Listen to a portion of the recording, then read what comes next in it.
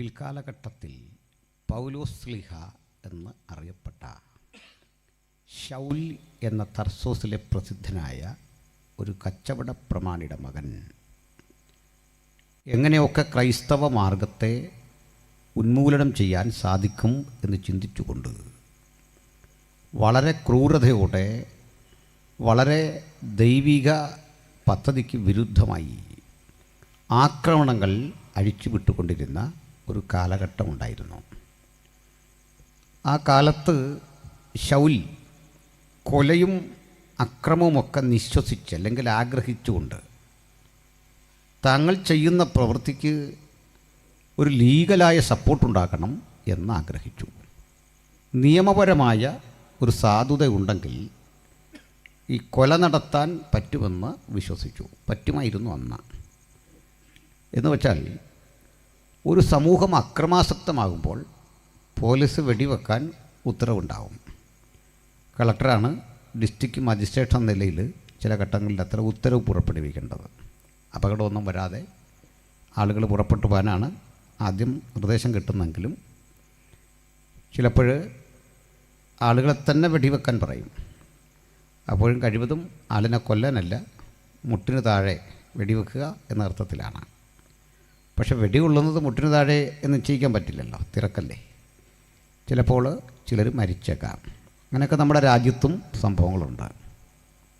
ഈ വെടിവെച്ച പോലീസ് ഉദ്യോഗസ്ഥർക്കെതിരെ ഒരു നടപടിയും ഉണ്ടാവില്ല. നമ്മളൊക്കെ സമരം ചെയ്തേക്കാം, ബഹളം വെച്ചേക്കാം. അവിടെ സംഭവിക്കുന്നത് താൽക്കാലികമായി ആ ഉദ്യോഗസ്ഥനെ ഒന്ന് സ്ഥലം മാറ്റും. എന്തിനാണ് എന്ന് വെച്ചാൽ ആ ജനവികാരം തണുപ്പിക്കാൻ.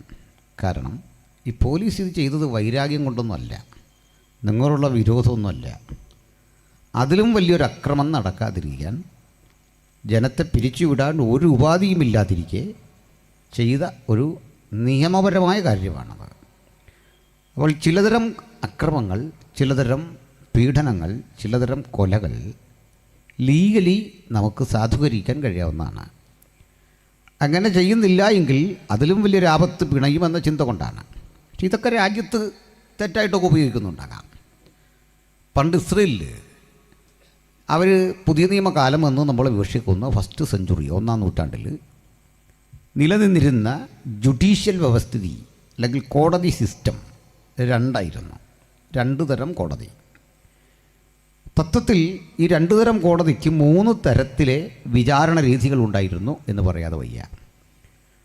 എന്ന് വെച്ചാൽ ഇതിൽ 2 കോടതികൾ, 2 തരം വിചാരണ രീതികൾ റോമൻ സ്വഭാവമുള്ളതും ഒന്ന് യഹൂദ സ്വഭാവമുള്ളതുമാണ്. അതായത് യഹൂദന്മാരായ ഭൂരിപക്ഷം മനുഷ്യർ പാർക്കുന്ന ഒരു ഭൂപ്രദേശത്തെ റോമൻ സാമ്രാജ്യം അടക്കി ഭരിക്കുന്നു. അപ്പോൾ പരിപൂർണ ഉത്തരവാദിത്വം റോമക്കാർക്കാണ്. പക്ഷെ പ്രാദേശികമായി ഈ ജൂതന്മാരുടെ അവകാശങ്ങളും അവരുടെ കോടതിപരമായ അത്തരം അധികാരപരിധിയുമൊക്കെ ഈ റോമക്കാർ അംഗീകരിച്ചിരുന്നു. പണ്ട് നമ്മൾ ബ്രിട്ടീഷ് ഇന്ത്യയിൽ കഴിയുമ്പോൾ തിരുവിതാംകൂർ രാജാവിന് കുറേ അവകാശങ്ങളുണ്ട്, അതൊക്കെ ബ്രിട്ടീഷുകാർ അംഗീകരിച്ചു എന്നതുപോലെ പരമാധികാരം ബ്രിട്ടീഷുകാർക്കാണ്. അതുപോലെ യഹൂദന്മാരുടെ കോടതിക്കും ചില അധികാരങ്ങൾ കൊടുത്തു, പക്ഷെ പരമാധികാരം റോമക്കാരുടെ കോടതിയാണ്. യേശുവിനെ വിധിക്കാൻ 2 തരം റോമൻ കോടതി ഉണ്ടായിരുന്നു. ഒന്ന് രാജ്യം ഭരിക്കുന്ന ഹെരോദ രാജാവിൻ്റെ കോടതിയായിരുന്നു. മറ്റൊന്ന് റോമക്കാർ ആക്കി വെച്ചിട്ടുള്ള ഒരു ഗവർണർ ഉണ്ടായിരുന്നു, പീലാത്തോസ് എന്നാണ് പേര്. അയാളുടെ കോടതിയായിരുന്നു. ഇതിൽ രാജാവിനാണോ ഗവർണർക്കാണോ അധികാരം കൂടുതലെന്നത് വലിയ തർക്കവിഷയമായിരുന്നു, വലിയ തർക്കവിഷയം. അതുകൊണ്ട് ഈ ഹെരോദാവും ഗവർണറായ പീലാത്തോസും തമ്മിൽ നല്ല ശണ്ടയായിരുന്നു. ഇതൊന്നും ഇന്ന് തുടങ്ങിയല്ല, പണ്ടേ ഗവർണറും ഭരണകൂടവും തമ്മിൽ നല്ല തരത്തിലുള്ള പ്രശ്നങ്ങൾ ഉണ്ടായിട്ടുണ്ട്, വലിയ ഏറ്റുമുട്ടലുകളൊക്കെ ഉണ്ടായിട്ടുണ്ട്. അപ്പോൾ ഈ ഗവർണർ എന്ന് പറയുന്നൊരു തസ്തിക എങ്ങനെ ഉണ്ടാകുന്നതാണെന്ന് അറിയണ്ടേ? ഓരോ രാജ്യത്തും പ്രാദേശിക ഭരണകൂടങ്ങളുണ്ട്.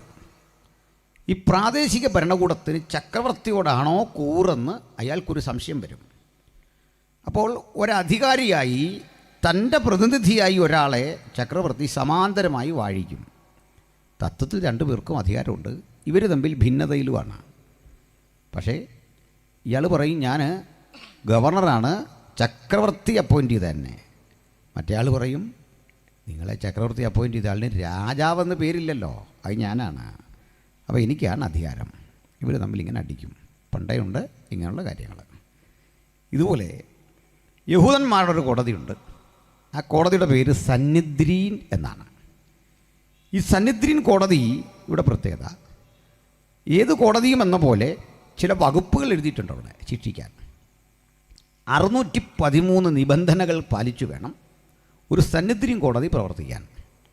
നമ്മുടെ രാജ്യത്ത് ഇന്ത്യൻ പീനൽ കോഡ്, അതായത് ഇന്ത്യൻ ശിക്ഷാ നിയമമുണ്ട്, ക്രിമിനൽ പ്രൊസീജിയർ കോഡുണ്ട്, നമ്മുടെ സിവിൽ നിയമങ്ങൾ വേറെയുണ്ട്, നിർവചിക്കാനാവാത്ത ടോട്ട്സ് ഒത്തിരി നിയമങ്ങളും കീഴ്വഴക്കങ്ങളും നമ്മുടെ രാജ്യത്തുണ്ട്.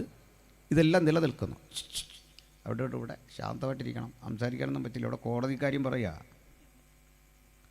മനസ്സിലായോ? കോടതി വന്ന് എന്നെ തൂക്കിയെടുത്തുകൊണ്ട് പോകും. നേരെ ഇരി, കോടതിക്ക് അല്ലേ എതിരെ പറഞ്ഞു പോയാൽ നീ പറഞ്ഞാൽ നോക്കും. അതുകൊണ്ടാ. അപ്പോൾ അങ്ങനെയൊക്കെയുള്ള രീതികൾ നിലനിന്നിരുന്നു. അപ്പോഴാണ് ഈ സന്നിദ്രീൻ കോടതി സത്യത്തിലൊരു മതകോടതിയാണ്. മതമാണ് അവിടെ ഭരിക്കുന്നത്, യഹൂദമതം. ഈ മതത്തിൻ്റെ പ്രധാനിയായ പുരോഹിതൻ അവിടെ അധ്യക്ഷനായിട്ടിരിക്കും. പരമാധികാരി അദ്ദേഹമാണ്, അല്ലെങ്കിൽ മജിസ്ട്രേറ്റ് അദ്ദേഹമാണ്. നല്ല നിയമപാണ്ഡിത്യമുള്ള ആളുകളായി 70 പേരെ പുരോഹിതന്മാർക്കിടയിൽ നിന്നും ജനസാമാന്യങ്ങൾക്കിടയിൽ നിന്നും നല്ല അറിവുള്ള 70 പേരെ കൂടി ഈ കൂടെ വച്ചിട്ടുണ്ട്. ഇവർക്കെല്ലാം പരമാധികാരമാണ്, നല്ല അധികാരമാണ്. എങ്കിലും സുപ്രീം പവർ, മജിസ്ട്രേറ്റ് എന്നുള്ള അധികാരം ഈ മഹാപുരോഹിതനാണ്.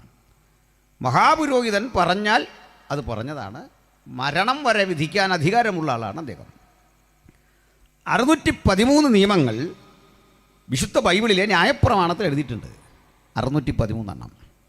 613 നിയമങ്ങളിൽ 365 എണ്ണത്തിൽ പറയുന്നത് നിങ്ങൾ എന്തെല്ലാം ചെയ്യരുത്, അരുത് അരുത് അരുത് എന്ന് പറയുന്ന 365 കാര്യമുണ്ട്. കുല ചെയ്യരുത്, മോഷ്ടിക്കരുത്, അന്യദൈവത്തെ നമസ്കരിക്കരുത്, ഇങ്ങനെ 365 എണ്ണം. 248 എണ്ണത്തിൽ പറയുന്നു യു ഹാവ് ടു ഡു, നിങ്ങൾ ഇത് ചെയ്യണം ചെയ്യണം ചെയ്യണം. ഡോൺസ് ആൻഡ് ഡൂസ്, ടോട്ടലി 613 നിയമങ്ങൾ. ഈ നിയമം പഠിക്കണം, ആ നിയമത്തിനുള്ള ശിക്ഷ പഠിക്കണം. വയലേറ്റ് ചെയ്താൽ ആ നിയമം സ്ഥാപിച്ചെടുക്കാൻ ചരിത്രത്തിൽ നടന്ന ഇതര വാദങ്ങളെടുക്കണം. ഇതൊക്കെ വെച്ച് വേണം ഒരു വിധി. അപ്പോൾ തന്നെ ചില സാമാന്യ മര്യാദകൾ ഈ സന്നിധിയും കോടതി പാലിക്കും. എന്താണെന്നറിയണ്ടേ? ന്യായം വിധിക്കുന്ന ഘട്ടത്തിൽ, വിചാരണ നടത്തുന്ന ഘട്ടത്തിൽ കുറ്റവാളിയായ മനുഷ്യനെ കൊണ്ടുവന്ന് നടുവിൽ നിർത്തും. ഈ 70 പേരും ഒരുമിച്ച് സമ്മേളിക്കും. 70 പേര് വന്നില്ലെങ്കിൽ ആ വരുന്ന കോറം മതി. ഒരാളെ വന്നുള്ളെങ്കിലും അധികാരമുണ്ട്. അങ്ങനെ 70 പേരും പലപ്പോഴും പ്രസൻറ്റഡാണ്. അങ്ങനെയെങ്കിൽ ഈ 70 പേരും മഹാപുരോഹിതനും ചേർന്ന് 71 അംഗങ്ങളാണ് അതിൻ്റെ ഫുൾ ബെഞ്ച് എന്ന് പറയുക. ഇവരൊരുമിച്ച് കൂടിയിരിക്കും. അടുക്ക് മഹാപുരോഹിതൻ ആ ചേംബറിലിരിക്കുന്നു, 2 ആളുകളും ഈ 35 പേര് ഇവിടെയും 35 പേര് ഇടത്തുമായിട്ടിരിക്കുന്നു. അടുക്കാണ് ഈ കുറ്റവാളി. കുറ്റവാളിയുടെ പേരിലുള്ള കുറ്റപത്രം വായിച്ച് കേൾപ്പിക്കും. താങ്കൾ നസ്രായനായ യേശു എന്ന താങ്കൾ രാജ്യത്ത് നിലനിൽക്കുന്ന നിയമം ലംഘിച്ചുകൊണ്ട് അന്യായമായി സംഘടിക്കുകയും ആളുകളെ ഒത്തുകൂട്ടുകയും വലിയ പ്രകടനം തെരുവിലൂടെ നടത്തുകയും ഒക്കെ ചെയ്തുകൊണ്ട് കൈസറെ അട്ടിമറിച്ച് രാജ്യം ഭരിക്കാൻ ശ്രമം നടത്തി, കുറ്റം നിരസിക്കുന്നുവോ? അപ്പോൾ കുറ്റവാളി ആയി മുദ്ര കുത്തിയവൻ പറയും കുറ്റം നിരസിക്കുന്നു. അദ്ദേഹത്തെ വിളിക്കേണ്ട കക്ഷി എന്നാണ്. കക്ഷി എന്ന് പറഞ്ഞതിൻ്റെ അർത്ഥം പ്രതിയാണെന്നോ വാദിയാണെന്നോ അല്ല. ഇതാണ് നമുക്ക് പലപ്പോഴും പറ്റുന്നൊരു പ്രശ്നം. പോലീസ് ഒരാളെ അറസ്റ്റ് ചെയ്തുകൊണ്ട് അയാൾ കുറ്റവാളിയൊന്നും അല്ല. മനോരമയുടെ ഫ്രണ്ട് പേജിൽ ഒരാളെ അറസ്റ്റ് ചെയ്ത വാർത്ത വന്നാൽ അയാൾ കുറ്റവാളിയാകത്തൊന്നുമില്ല, നിരപരാധിയാകത്തില്ല. അയാൾ കുറ്റവാളിയല്ല, നിരപരാധിയല്ല. കോടതി വിധിക്കും വരെ അയാൾ ഇത് രണ്ടും ആകത്തില്ല. കോടതിയുടെ വിധി വരണം. ഇന്ന് മാധ്യമങ്ങളാണ് പറയുന്നത് കുറ്റവാളി, ഇങ്ങനെയൊക്കെ പറയുന്ന മാധ്യമങ്ങളാണ്. അപ്പോൾ എന്നിട്ട് ഒരു പക്ഷേ നിരപരാധിയാണെങ്കിൽ കൂടി അദ്ദേഹത്തെ ആക്ഷേപിച്ച് എത്രയോ വേദനാജനകമായ വഴിയിലൂടെയാണ് ചിലപ്പോൾ സഞ്ചരിക്കുന്നത്, നമ്മൾ കാണാറുണ്ട്. ഇത് വരാതിരിക്കാൻ അവർക്കൊരു മുൻകരുതലുണ്ടായിരുന്നു. വളരെ രഹസ്യമായിട്ടായിരിക്കും ഇത്തരം വിചാരണ. ഈ വിചാരണ വേളയിൽ കുറ്റം നിരസിക്കുന്നു എന്ന് കേട്ടാൽ മഹാപുരോഹിതൻ തൻ്റെ ഇടത്ത് ഭാഗത്തേക്ക് നോക്കും. അവിടുന്ന് ചുറുചുറുക്കുള്ള കുറേ വക്കീലന്മാർ എഴുന്നേറ്റിട്ട് പറയും, സർ, ഇയാൾ കൊടും കുറ്റവാളിയാണ്. ഇയാളുടെ ആ നിപ്പും മട്ടും കണ്ടാൽ തന്നെ മനസ്സിലാകും കുറ്റവാളിയാണ്. ഇങ്ങനെയൊക്കെ പറയും. ഒരാളുടെ നിപ്പ് കണ്ടാലോ മുഖഭാവം കണ്ടാലോ എങ്ങനെ കുറ്റവാളിയാന്ന് പറയുക? പണ്ടൊക്കെ അങ്ങനെ ഉദ്യോഗസ്ഥർ വഴി നിൽക്കുന്ന മനുഷ്യരെ തല്ലുമായിരുന്നു. മുടി നീട്ടി വളർത്തി, ആളല്പം കറുത്തിരിക്കുന്നു, ഇക്കാരണം തലക്കെ കുറ്റവാളിയായിട്ട് ശിക്ഷിക്കുന്ന ഒരു കാലഘട്ടം പണ്ടുണ്ടായിരുന്നു. മുടി വളർത്തിയാലോ വഴി നിന്നാലോ ഒക്കെ കുറ്റവാളിയായിട്ട് അവനെ കുറ്റം വിധിക്കുന്നൊരു കാലം പണ്ടുണ്ടായിരുന്നു. ഇപ്പോൾ അതൊന്നും സാധിക്കില്ല. അങ്ങനെ വാദിച്ച് അവസാനം പറയും, പ്രഭു, ഇയാൾ കൊടും കുറ്റവാളിയാണ്. വായിച്ച കാര്യങ്ങളൊക്കെ കേട്ടിട്ട് സാക്ഷികൾ പറഞ്ഞ മൊഴി കൂടി വെച്ച് സ്ഥാപിക്കുമ്പോൾ, സാക്ഷികൾ പറഞ്ഞ കാര്യം കൂടി വെച്ച് സ്ഥാപിക്കുമ്പോൾ കാര്യങ്ങളുടെ ഗൗരവം മനസ്സിലാകുന്നു. അയാൾ കുറ്റവാളിയാണ്. ഈ കുറ്റവാളിയായ മനുഷ്യനെ ന്യായം വിധിച്ചിട്ട് അവസാനം പറയൂ, ഇവനെ മോശയുടെ ന്യായപ്രമാണം പറയുന്ന അനുസരിച്ച് കല്ലെറിഞ്ഞു കൊല്ലേണം. അപ്പോൾ പുരോഹിതൻ വലത്തോട്ട് നോക്കും. വലത്തോട്ട് നിൽക്കുന്നത് പക്വതയുള്ള കുറേ ആളുകൾ അടിക്കുക അവിടെ ഇരിക്കുക. അപ്പോൾ അവർ പതുക്കെ ഒരാൾ എഴുന്നേറ്റ് പറയും, പ്രഭോ, ഇത് നിസാരകാര്യമല്ല, ഒരുത്തൻ്റെ മരണമാണ്. ചുമ്മാ കയറി കല്ലെറിയാനൊന്നും പറ്റില്ല. ഈ സാക്ഷിമൊഴിയൊക്കെ ദുർബലമാണ്. ഒരുത്തനെ കൊല്ലുന്ന കാര്യമല്ലേ, ആലോചിച്ച് മതി. അതുകൊണ്ട് തൽക്കാലം ഒരു ശിക്ഷ അവന് കൊടുക്കേണ്ടത്, അവൻ സങ്കേത നഗരത്തിലേക്ക് ഓടിപ്പോട്ടെ, അവിടെ പോയി പാർക്കട്ടെ. കാരണം അവനൊരു ഭാര്യയും മുട്ടിലിഴയുന്നൊരു കുഞ്ഞും രോഗവും പ്രായാധിക്യം കൊണ്ട് ബുദ്ധിമുട്ടുന്ന അപ്പനും അമ്മയൊക്കെ ഉണ്ട്. അങ്ങനെ ഒത്തിരി പേരെ നമ്മുടെ ന്യായപ്രമാണം രക്ഷിച്ചിട്ടുണ്ട്. ലെറ്റ് ഹിം ലീവ്, അവൻ പോട്ടെ, അവനെ വിട്. മഹാപുരോഹിതൻ വീണ്ടും ഇടത്തേക്ക് നോക്കുമ്പോൾ ആ ഇടത്ത് നിൽക്കുന്ന മനുഷ്യർ പറയും, നോ, കിൽ ഹിം. ഈ വാദം മുറുകി അവർ പറയും പാടില്ല. ഇങ്ങനെ വാദം മുറുകി രണ്ടാളുകളും പറയുന്ന കേട്ടിട്ട് പുരോഹിതൻ ഒരു അണ്ടർസ്റ്റാൻഡിങ്ങിലെത്തും, ഒരു നിലപാടിലെത്തും. അതനുസരിച്ചാണ് ഇവൻ്റെ ജീവൻ്റെ ഭാവി. ഒടുക്കം പുരോഹിതനെതിരെ പറയും, കേട്ട കാര്യങ്ങളിൽ നിന്നെല്ലാം പ്രതി കുറ്റവാളി എന്ന് തെളിഞ്ഞിരിക്കയാൽ നിർദാക്ഷിണ്യം അവനെ വധിക്കാൻ ഞാനിതിലാൽ ഉത്തരവിടുന്നു. എന്നിട്ട് തൻ്റെ പക്കലുള്ള ഒരു പാത്രം, ഒരു ഡബ്ബ തുറന്നിട്ട് അതിലൊരു ചെറിയ കല്ലുണ്ട്, ആ കല്ലിലുള്ളിൽ ഒന്നെടുത്ത് ഇവനെ എന്ന് എറിയും. അതിൻ്റെ അർത്ഥം ഇനി അവനെ എറിയാവുന്നതാണ്. ആ ഏറ് കൊണ്ടവനെ പിടിച്ചു വലിച്ചിഴച്ച് തെരുവിലേക്ക് കൊണ്ടില്ലുമ്പോൾ അവിടെ കാര്യമായി എറിയാൻ പാകത്തിന് പരിശീലനം സിദ്ധിച്ച ആളുകൾ നിൽപ്പുണ്ട്. നമ്മളൊന്നും എറിഞ്ഞ് ഏക്കുകയില്ല. നമ്മുടെ ധാരണയാണ് നമ്മളിപ്പോൾ എറിഞ്ഞ് ഏക്കുമെന്ന്. അതിന് പണി പഠിച്ചവൻ വേണം. ചില കുറ്റവാളികളെയൊക്കെ അറസ്റ്റ് ചെയ്തുകൊണ്ട് വരുമ്പോൾ ചില സ്ത്രീകൾ പറയലേ, ഒരൊറ്റ അടിക്ക് അവൻ്റെ, നിങ്ങളൊന്നും അടിച്ച് അവൻ ചാകുകയില്ല. നിങ്ങൾക്ക് തോന്നുന്ന ഇപ്പോൾ അടിച്ച് അവൻ താഴെ വീഴൊന്നുമില്ല. എന്നിട്ട് ഇയാൾ അവിടെ എറിയാൻ ആളിങ്ങനെ കാത്തു നിൽക്കുകയാണ്. കാത്തു നിൽക്കുന്ന ആളുകളെ അമ്പരപ്പിച്ചുകൊണ്ട് ഈ വരുന്ന ആളുകളിൽ ചിലരും കല്ലെറിയും. ഒടുക്ക് എറിഞ്ഞ് ഈ ആളിനെ അവിടെ കൊന്നിടും. വലിയ കൽക്കൂന വേണം. പിന്നുള്ള കാര്യം, ബന്ധുക്കളാരെങ്കിലും വന്നാൽ ഈ കൽക്കൂന പെറുക്ക് മാറ്റി ബോഡി കൊണ്ടടക്കാം. ആരും വരണമെന്നില്ല, ബന്ധുക്കളൊന്നും വരണമെന്നില്ല. ആരെങ്കിലും കാണുന്ന ആൾക്കാർ, അതിനെ ഭക്തിയുള്ള പുരുഷന്മാർ സ്റ്റെഫാനോസിനെ അടക്കം ചെയ്തെന്ന് കാണുന്നത്. ഇതാണ് അതിൻ്റെ കോർട്ട് രീതി. എങ്ങനെയാണ് ഇപ്പം എന്ത് മനസ്സിലായി? ഒരു വിചാരണ നടന്നാൽ മഹാപുരോഹിതൻ്റെ ഇടത്തിരിക്കുന്ന ആളുകൾ പ്രതിക്കെതിരെ സംസാരിക്കണം. വിചാരണ വേളയിൽ മഹാപുരോഹിതൻ്റെ വലത്തിരിക്കുന്ന ആളുകൾ പ്രതിക്ക് അനുകൂലമായി സംസാരിക്കണം. പിന്നെ ദാവീദ് പ്രാർത്ഥിക്കുന്നേ, വലത്തോട്ട് നോക്കി കാണണമേ, സഹായിപ്പാൻ ആരുമില്ല. മനസ്സിലായില്ലേ? ഈ നീതി ലോകത്തെല്ലായിടത്തും കിട്ടേണ്ടതാണ്. അഫ്സൽ ഗുരു എന്നു പേരായ ഒരു കൊടും തീവ്രവാദി നമ്മുടെ പാർലമെൻറ്റ് മന്ദിരം അത് ആക്രമണത്തിൽ പ്രതിയായിരുന്നു. അവനെ അറസ്റ്റ് ചെയ്തു.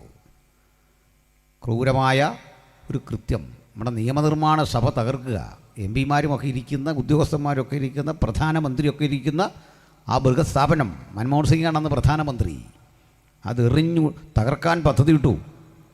വിജയിച്ചില്ലേ? എങ്കിലും ആക്രമണമൊക്കെ നടന്നു. അപ്പോൾ ഇവനെ പിടിച്ചിട്ട് വിചാരണയൊക്കെ നടത്തിയപ്പോൾ കോടതി പറഞ്ഞു, കാര്യമൊക്കെ ആണെങ്കിലും ഇവന് പറയാനുള്ളതുകൂടെ കേൾക്കണമല്ലോ. അവനുമൊക്കെ ഒരു വക്കീലിനെ. അങ്ങനെ ഇന്ത്യ നമ്മുടെ നികുതിപ്പണം കൊണ്ട് നമ്മുടെ ചെലവിൽ നമ്മളെ ആക്രമിക്കാൻ വന്നവനെ അനുകൂലമാക്കി ഒരു വക്കീലിനെ വെച്ചു. എൻ്റെ കാരണം വേറൊന്നല്ല, അത് അവന് കിട്ടേണ്ട ഒരു നീതിയാണ്. അവൻ്റെ കാര്യം പറയണം, അത് കേൾക്കാതൊന്നും വിധി പറയാൻ പറ്റില്ല. അവന് വേണ്ടി ഇങ്ങനൊരു സംവിധാനം ഏർപ്പെടുത്തണം. ഈ രാജ്യത്ത് നിന്ന് നിലനിൽക്കുന്നൊരു സിസ്റ്റം അത്. പക്ഷേ ലോകത്തിൻ്റെ പലയിടങ്ങളിൽ ഇത്തരം മര്യാദകളുണ്ടായിരുന്നെങ്കിലും ഈ മര്യാദ കിട്ടാതെ പോയ 2 വിചാരണകൾ ലോകത്തുണ്ട്. 2 വിചാരണകൾ.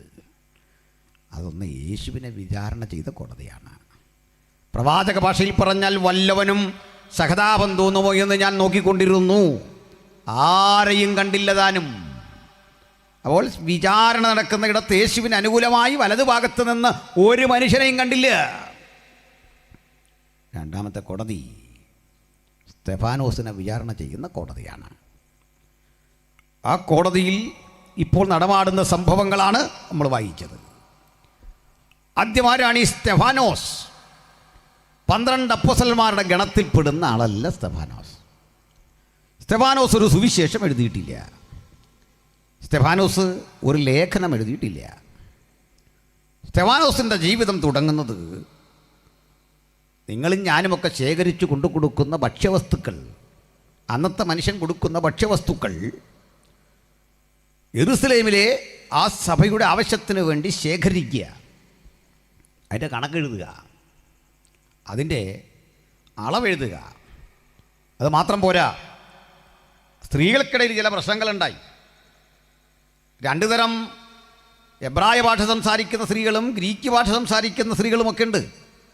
അവർ ഭാഷാപരമായി കലഹിച്ചപ്പോൾ ഭക്ഷണപ്പന്തലിൽ 2 തരത്തിലെ വിളമ്പുന്ന ശൈലി കണ്ടു, വിവേചനം.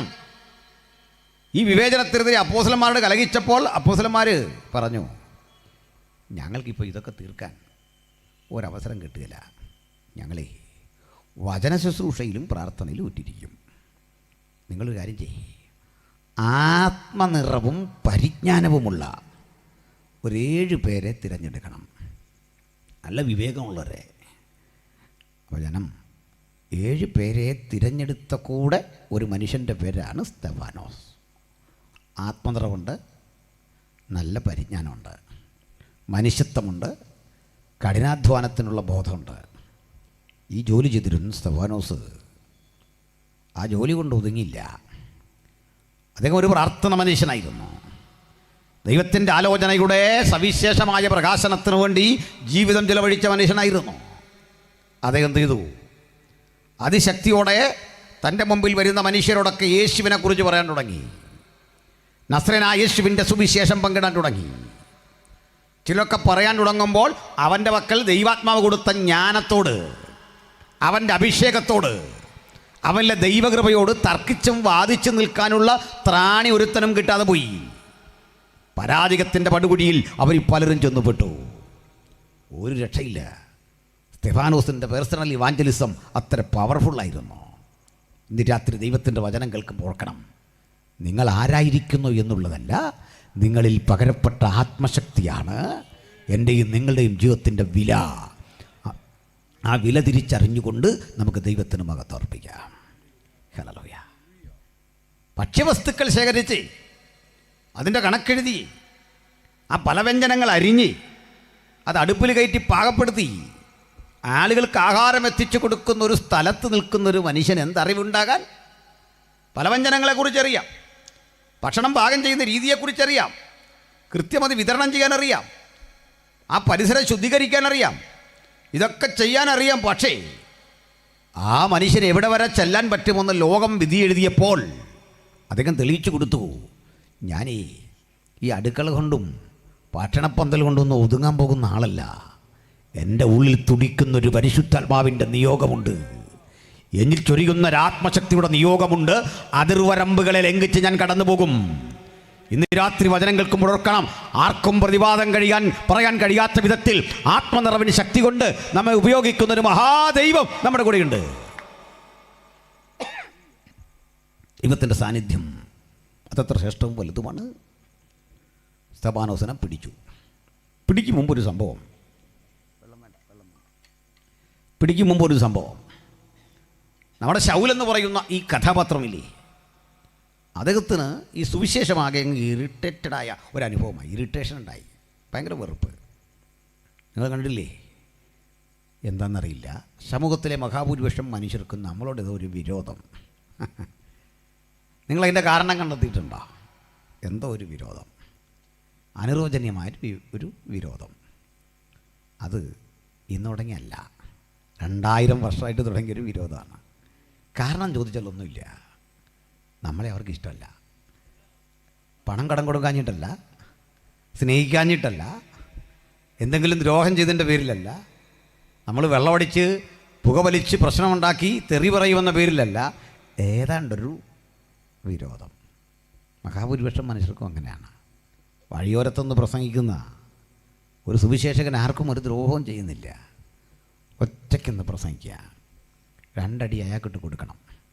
എന്തോ ചിന്തയാണ് ചിലർക്ക്. എന്തിനാണ്? തിരിച്ചൊരു വാക്കും പറയാൻ ശേഷിയില്ലാത്ത പാവത്താനെ തല്ലുമ്പോൾ ചിലരുടെ ഉള്ളിൽ ഒരു സാഡിസ്റ്റ് സുഖം. പ്രതികരിക്കില്ല. ഞങ്ങളൊക്കെ പക്ഷേ പ്രതികരിക്കുന്ന ആൾക്കാരാണ്. ഇത് തിരിച്ചടിക്കുന്നൊന്നുമല്ല, അതിനുള്ള ത്രാണിയോ അതിനുള്ള അനുവാദമോ ഉയരത്തി നമുക്കില്ല. പക്ഷെ പ്രതികരിക്കും. പ്രതികരിക്കാൻ കാരണം ഒരു റോമാ പൗരനെ വിചാരണ കൂടാതെ അടിക്കുന്നത് വിഹിതമോ അത് ചോദിക്കാം. അതിനുള്ള അധികാരാവകാശം നമുക്കുണ്ട്. ഞങ്ങളുടെ നാട്ടിൽ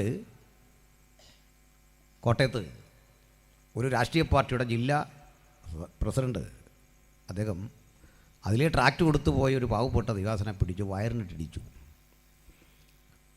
ആൾക്കാരെ കൂട്ടിക്കൊണ്ടുവന്ന് പിന്നെ അടിച്ചിട്ടൊരു കേസും കൂടെ കൊടുത്തു, മതപ്രചരണം നടത്തിയെന്ന് പറഞ്ഞു. കേസൊക്കെ തള്ളിപ്പോയി. ഞങ്ങൾ കുറേ ആളുകൾ ചേർന്നുകൊണ്ട് ഈ കാര്യം അന്വേഷിച്ചു, എന്താ സ്ഥിതി, ഇദ്ദേഹം എന്ത് മതപ്രചരണം നടത്തിയേ. അന്വേഷിച്ച് വന്നപ്പോൾ ഉദ്യോഗസ്ഥരൊക്കെ പറഞ്ഞ മതപ്രചരണം നടത്തി. അതിനെന്താ കുഴപ്പം? രാജ്യം മതപ്രചരണം നിരോധിച്ചൊരു രാജ്യമല്ലല്ലോ ഇത്. ഇതുകൊണ്ട് ആശുപത്രിയിൽ പോയി. അതിനെന്താ കുഴപ്പം? കുറേ കഥകളിങ്ങനെ പറഞ്ഞിട്ട് അദ്ദേഹത്തിൻ്റെ നേരെ നടത്തിയ ആക്രമണത്തിനെതിരെ ശക്തമായൊരു നിലപാടൊന്നുമില്ല. ഞങ്ങൾ കോട്ടയം തിരുനക്കര മൈതാനത്തിനടുത്ത് പോലീസ് ഗ്രൗണ്ട് വാടകയ്ക്കെടുത്തു. 100 കണക്കിന് ആളുകളെ ഒരുമിച്ച് കൂട്ടിക്കൊണ്ട് ഞങ്ങളെന്താണ് ഇഹലോകത്തിൽ ചെയ്തുകൊണ്ടിരിക്കുന്നത് എന്ന് സധൈര്യം പ്രസംഗിച്ചു. അക്രമാസക്തരായ ഇത്തരം രാഷ്ട്രീയ കക്ഷികളുടെ അണികളും പിണികളും ധാരാളം അവിടെ നിൽപ്പുണ്ട്. 100 കണക്കിന് ആളുകളുണ്ട്. സന്തോഷം, നിങ്ങൾക്കും സുവിശേഷം കേൾക്കാൻ അവസരം ഉണ്ടായല്ലോ, കേൾക്ക്. ഞങ്ങൾ പറയാം, ഈ മഹാരാജ്യം ഇന്ന് ആസ്വദിക്കുന്ന സകലവിധ നന്മകൾക്കും നിങ്ങൾ പ്രത്യക്ഷമോ പരോക്ഷമായി കടപ്പെട്ടിരിക്കുന്നത് ഈ വിശുദ്ധ ബൈബിളിനോടാണ്. ഈ ബൈബിളും അനുബന്ധ തത്വസംഹിതകളും ഈ രാജ്യത്ത് വന്നിരുന്നില്ല എങ്കിൽ രാജ്യം ഗുരുതരമായ അന്ധതയിൽ അജ്ഞതയിൽ വിളയാടുമായിരുന്നു എന്ന കാര്യത്തിൽ തർക്കം വേണ്ട. അത് കുറെ കൂടി ഗൗരവത്തോടെ ഞാൻ ബോധ്യപ്പെടുത്തിയാൽ, സുവിശേഷം ഇന്ത്യ മഹാരാജ്യത്തിൽ വന്നത് ഈ രാജ്യത്തെ ജ്വലനാത്മകമാക്കി ശക്തിപ്പെടുത്തി. ചിലെങ്കിലും പറയാറുണ്ട്, സുവിശേഷം വന്ന് ബൈബിളും അനുബന്ധ ചിന്തകളും വന്ന് ഈ രാജ്യത്തെ നശിപ്പിച്ചു. അങ്ങനെയല്ല. 300 കൊല്ലങ്ങൾക്ക് മുമ്പ് അമേരിക്ക എന്ന രാജ്യത്തിൻ്റെ സ്ഥിതി എന്താ?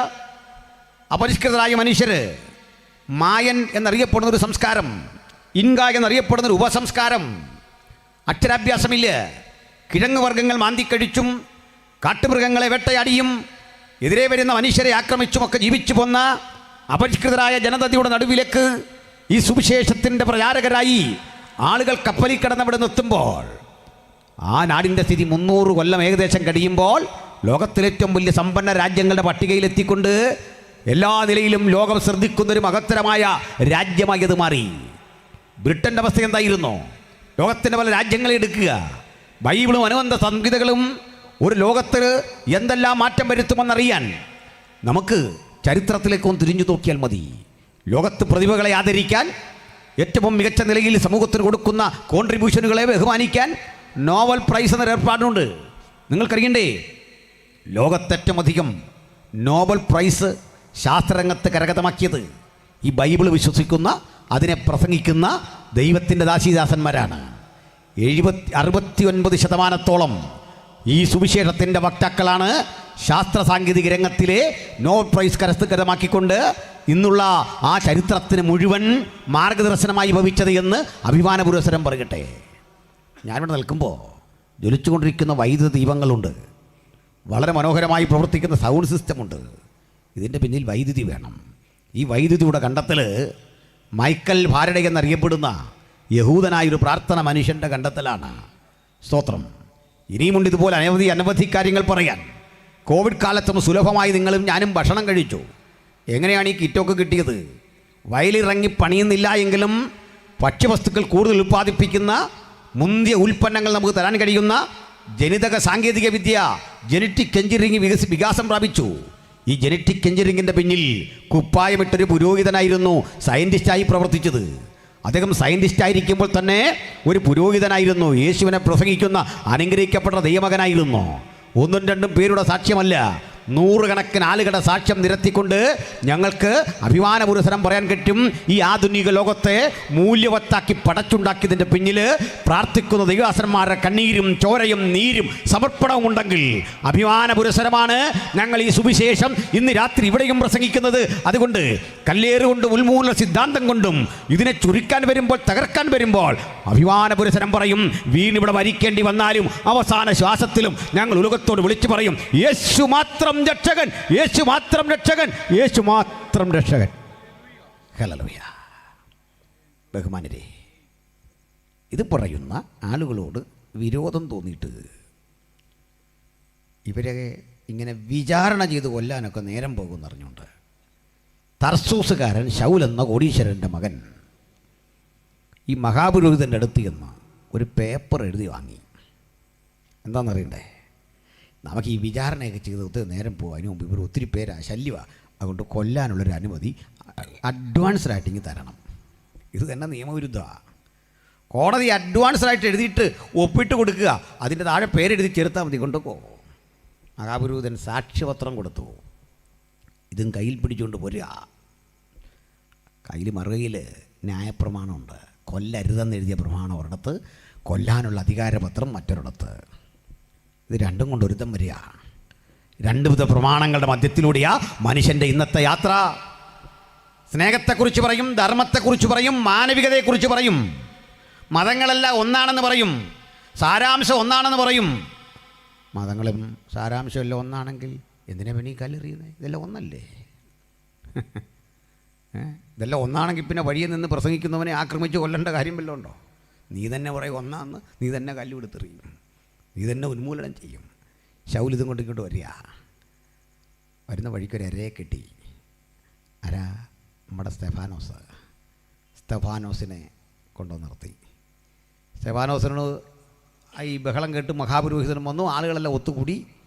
ഇതൊരു നല്ല ഫുൾ കോർട്ടായി.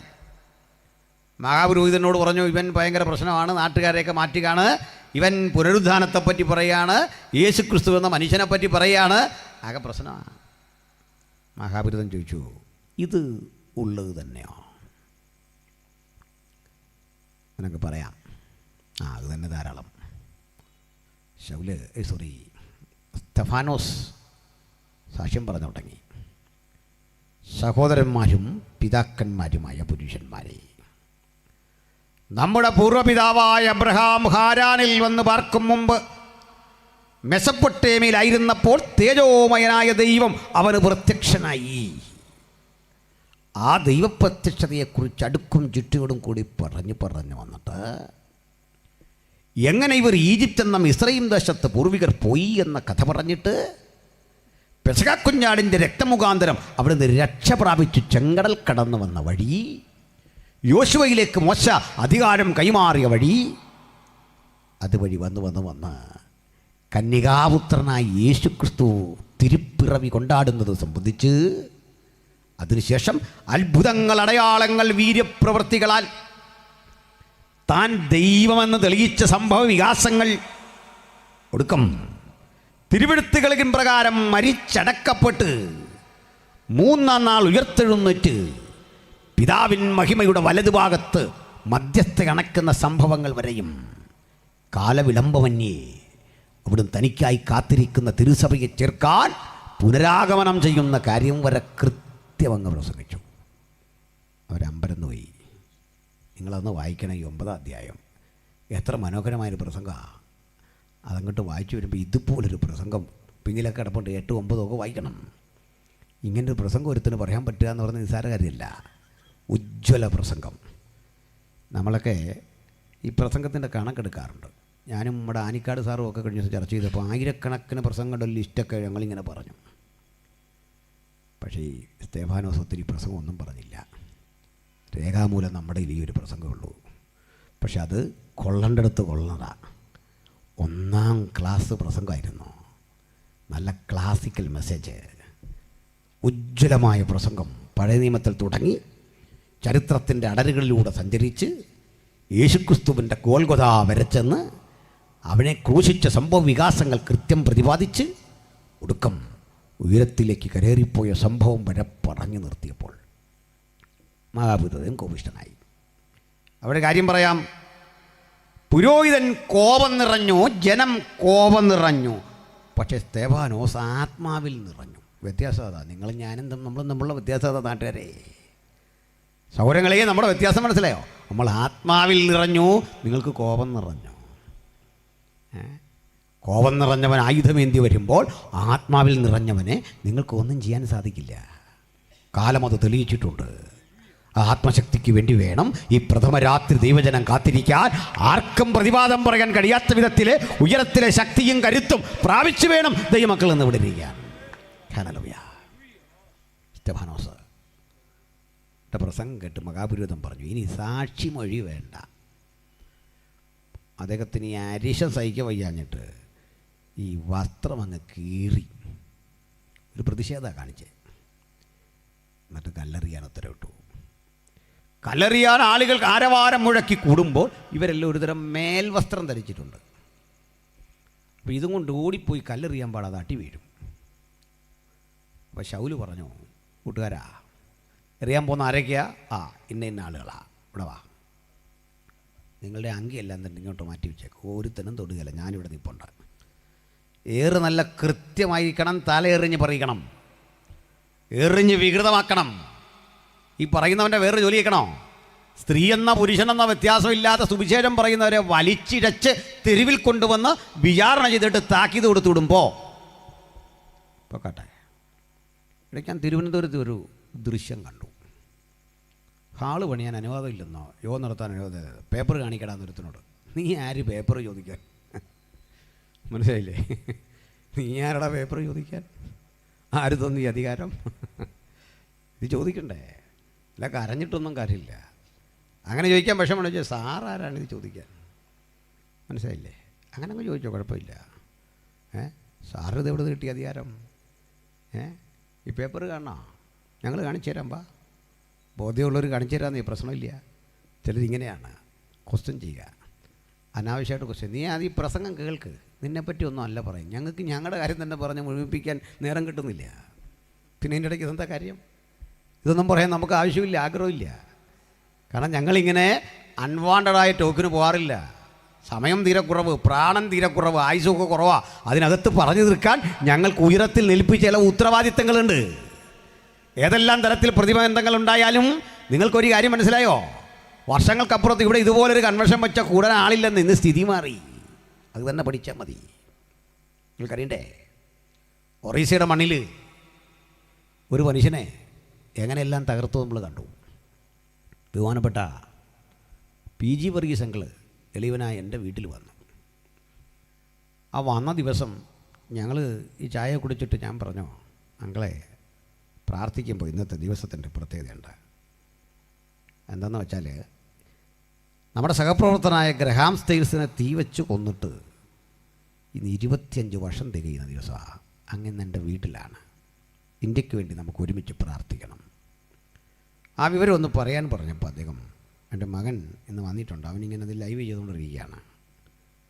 അദ്ദേഹം പറഞ്ഞു, ജീപ്പ് തടഞ്ഞു നിർത്തി ഗ്രഹാം സ്റ്റുവർട്ട് സ്റ്റീൻസ് എന്നറിയപ്പെടുന്ന മിഷണറിയെ പുറത്തേക്ക് വലിച്ചെടുക്കുമ്പോൾ കുഞ്ഞുങ്ങൾ രണ്ടും അവിടെ ഇരുന്ന് ഉറങ്ങാം. വണ്ടിയിൽ ഒരു കടാര കൊണ്ട് കുത്തി, തലങ്ങും വിലങ്ങും കുത്തി, നെഞ്ചിലും കഴുത്തിലുമൊക്കെ കുത്തി. അപ്പോൾ ഞാൻ പറഞ്ഞ, അല്ലെങ്കിൽ തീ കൊളുത്തിയല്ലേ വന്നേ? ഞാൻ പറഞ്ഞു, നോ, ഇങ്ങനെ ആഞ്ഞ് കുത്തി കുത്തി കുത്തി അദ്ദേഹം എന്തോ ഇങ്ങനെ ശബ്ദം മുഴക്കുമ്പോൾ കുഞ്ഞ് കണ്ണു തുറന്നു. ഒരു ചെറുക്കൻ അപ്പാന്നൊന്ന് വിളിച്ചു. രക്ഷിക്കാൻ പുറത്തേക്ക് ഇറങ്ങുക. അവനെയും തള്ളി അകത്തിട്ടു. ഒടുക്കം ഈ ജീപ്പിനും ഗ്രഹാസ്ഥൈരത്തിനും ചേർന്ന് മണ്ണെണ്ണ ഒഴിച്ച് തീയിട്ടു.